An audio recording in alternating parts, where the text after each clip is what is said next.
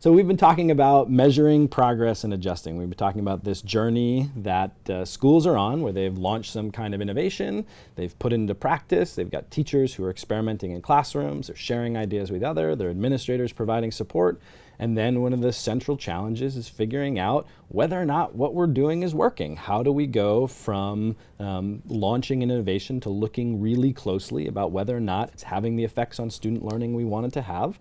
And if it's not, how do we make shifts in the program, make shifts in the practices, and adjust to improve that? Right. Peter, what kinds of things have you seen in schools where teams come together to do that really successfully? Well, as we said before, talk is cheap, as they say. And in many ways, the real measure of how serious you are is how serious you are about assessing. Anybody can try something. The question is, can you adjust it? The old line in writing, writing is important, but editing is crucial. So it is that mindset that you won't get it right, and if you're really serious, you're going to try everything you can to judge what's working, what's not working, and how do we adjust. And then I think the other thing we began to touch on before was that it's also an emotional matter. So the one other thing that's probably useful to kind of underscore here is because of the emotional challenges of being really committed to assessing, it really didn't work here. You can't do it by yourself. You really need partners. I think that's something that's a little bit difficult sometimes, partly because teaching has a history of being a very individualistic profession. But secondly, a lot of times the innovative spirit is, I'm going to do this. I'm really excited about this. And then you tend not to realize that, in 6 months, your excitement is actually going to be gone. You're going to be frustrated, disappointed, and angry at somebody.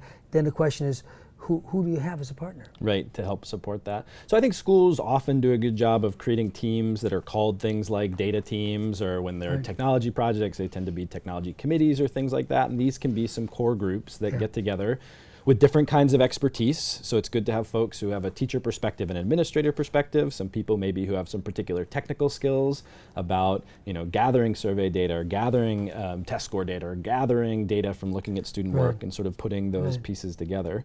The thing I love about your editing metaphor is I think that's exactly what we ask students to do with their work. We ask them to go and try some things, and when they're not working, not to just throw them out or give up, but to say, all right, so what's working here, what's not? That's one of our main roles as educators, to give people feedback. And so, one of the ways, students always learn more from who we are than what we tell them. And if we can show them, hey, look, when we try to improve our practice, we get together with other folks, we get feedback, we learn from our mistakes, we learn from our successes, and we move forward. That seems like a way to take some of the emotional friction of this process and cast it in a really positive sort of teaching light. Right.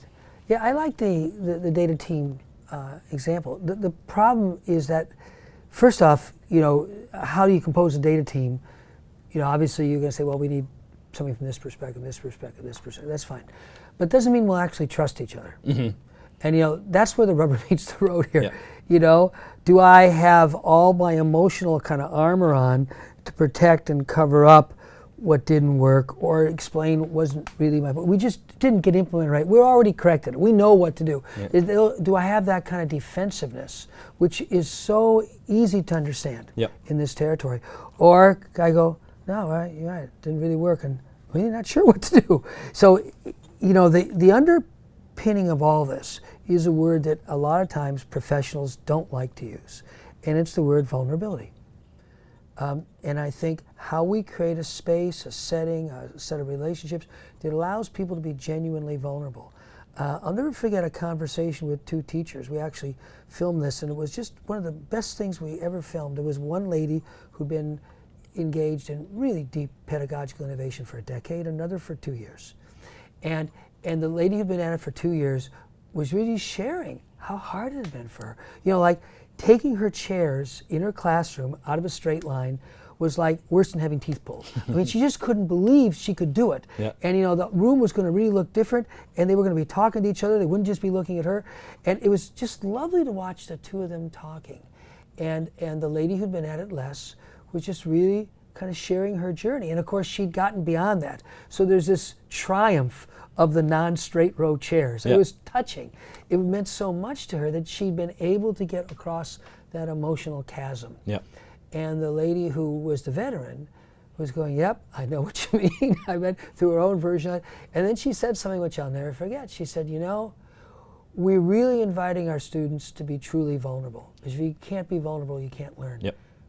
Are we prepared as teachers to go on that same journey? That same kind of So that's the kind of emotional resonance that has to be held, in my experience, collectively, not just individually. Yeah. Yeah, that's great. Good. Well, hopefully that gives some good ideas for our students in this class to move forward with and think about their own vulnerability and their own practice with their colleagues.